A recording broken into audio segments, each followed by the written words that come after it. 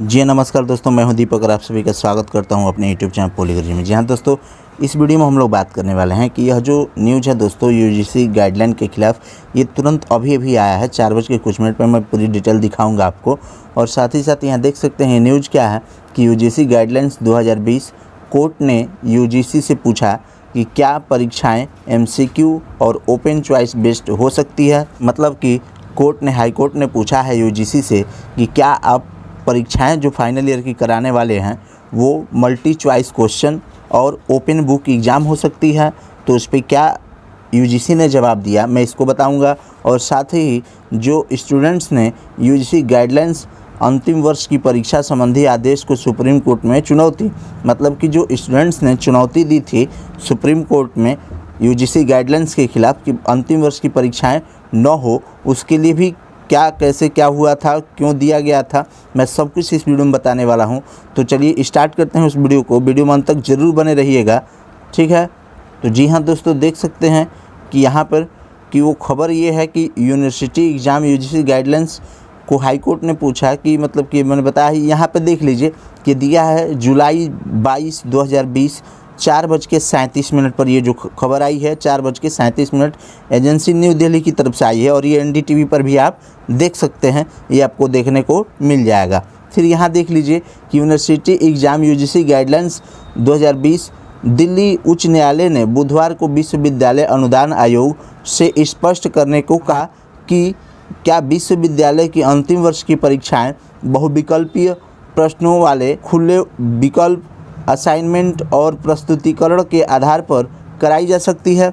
मतलब कि 2 चॉइस रखा है हाई कोर्ट ने यूजीसी के सामने कि फाइनल ईयर की अगर एग्ज़ाम आप करवाते हैं तो पहला ये होना चाहिए कि मल्टी चॉइस क्वेश्चन, मतलब कि बहुविकल्पीय प्रश्न जिसके 4 उत्तर होते हैं और एक क्वेश्चन होता है, उसमें से किसी एक पर टिक करना होता है। फिर दूसरा देख सकते हैं खुले बुक ओपन चॉइस से भी एग्ज़ाम कराया जा सकता है। तो इस पे हाई कोर्ट ने यूजीसी से पूछा है कि आप क्लियर करके हमको बताएं कि आप किस तरह से फाइनल ईयर का एग्ज़ाम करवाना चाहते हैं। फिर यहाँ देख सकते हैं कि न्यायमूर्ति प्रतिभा M सिंह ने यूजीसी से अप्रैल में जारी उसके दिशा निर्देश का महत्व बताने को कहा, जिनमें किसी कॉलेज द्वारा अंतिम वर्ष की परीक्षाओं के लिए इस्तेमाल किए जाने वाले तरीके का उल्लेख है। तो हाईकोर्ट ने कहा कि जो आपने अप्रैल में जो गाइडलाइंस जारी किए थे उस गाइडलाइंस का प्रक्रिया क्या था, आप उसको ज़रा एक बार मुझे बता दीजिए। और उच्च न्यायालय ने अगली सुनवाई के लिए 24 जुलाई की तारीख तय की है। मतलब कि हाई कोर्ट ने फिर एक डेट दिया है 24 जुलाई को, उस दिन तय हो जाएगा कि किस तरह से क्या होगा। फिर यूजीसी ने सुनवाई के दौरान दलील दी है कि दिशा निर्देश अंतिम वर्ष के परीक्षार्थियों के आंतरिक मूल्यांकन की अनुमति नहीं देते, क्योंकि इससे प्रणाली की विश्वसनीयता पर प्रश्न चिन्ह खड़ा होता है। मतलब कि यूजीसी ने कहा हाई कोर्ट में कि हम फाइनल ईयर को आंतरिक मूल्यांकन के आधार पे प्रमोट नहीं कर सकते, क्योंकि इस पे विश्वसनीयता पर प्रश्न चिन्ह खड़ा होता है। अरे भाई, जब किसी की लाइफ रहेगी ही नहीं तो प्रश्न चिन्ह कैसा खड़ा होगा। और आप भी कह रहे हो उसमें कि फाइनल ईयर या किसी भी जो इस समय प्रमोट होगा, ये सर्टिफिकेट पे लिखा जाएगा कि कोविड-19 प्रमोशन, मतलब कि कोविड-19 के समय पास हुआ लड़का, ठीक है। फिर यहाँ देख लीजिए कि एक था कि यूजीसी गाइडलाइंस अंतिम वर्ष की परीक्षा संबंधी आदेश को सुप्रीम कोर्ट में चुनौती, मैं इसको दिखाऊंगा, पहले ये खबर पढ़ लेते हैं। तो उच्च न्यायालय दिल्ली विश्वविद्यालय द्वारा स्नातक पाठ्यक्रमों की अंतिम वर्ष की परीक्षार्थियों के लिए खुली किताब आधारित परीक्षा कराने के फैसले को चुनौती देने वाली याचिका पर सुनवाई कर रहा था। मतलब कि हाईकोर्ट जो है वो ओपन बुक एग्ज़ाम के खिलाफ सुनवाई कर रहा था। इस तरह परीक्षा में लंबा समय लगता है, ठीक है।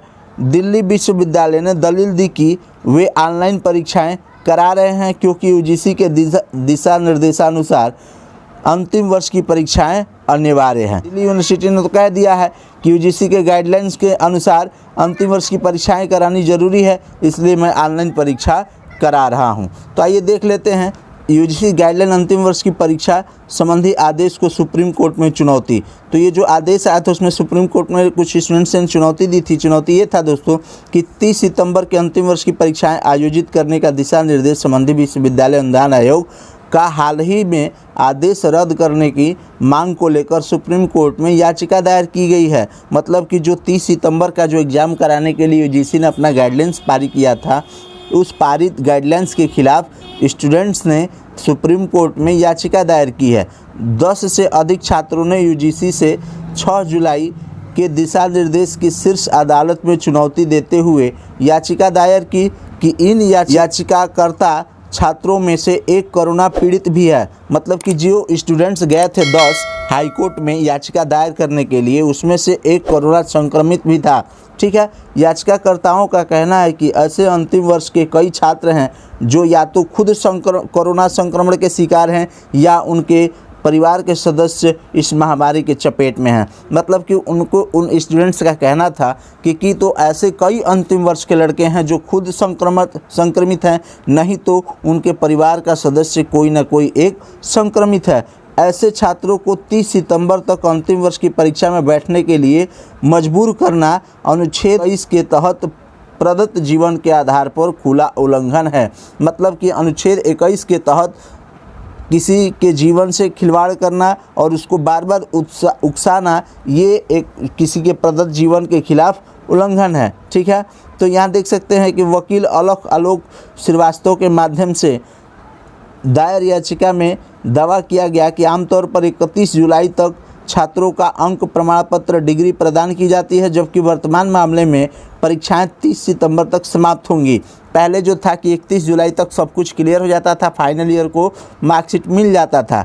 ठीक है, लेकिन अब ऐसा कुछ नहीं है। तो अब एक चीज़ कहा गया कि 30 सितंबर से जब एग्ज़ाम ही स्टार्ट होगा तो बताइए कि समाप्त कब होगा। याचिकाकर्ता दलील की जब विभिन्न बोर्ड 10वीं व 12वीं की परीक्षाएं रद्द करके आंतरिक मूल्यांकन के आधार पर परिणाम घोषित किए जा सकते हैं, तो अंतिम वर्ष का क्यों नहीं। ये जो है स्टूडेंट्स के साथ जो वकील थे, उन्होंने कहा कि जिस तरह से 10वीं और 12वीं की परीक्षाएं रद्द करके उनको आंतरिक मूल्यांकन के आधार पर प्रमोट किया जा सकता है, तो क्या बताइए कि अंतिम वर्ष के छात्रों को क्यों नहीं प्रमोट किया जा सकता। तो ये भी सुनवाई दोस्तों 24 जुलाई को देखिए क्या आता है न्यूज़ हाई कोर्ट की तरफ से। मैं उस न्यूज़ को जरूर अपने वीडियो पर छोड़ूंगा दोस्तों। बस इस वीडियो में इतना ही, मिलते हैं अगले न्यूज़ में अगले वीडियो के साथ। तब तक जय हिंद, वंदे मातरम।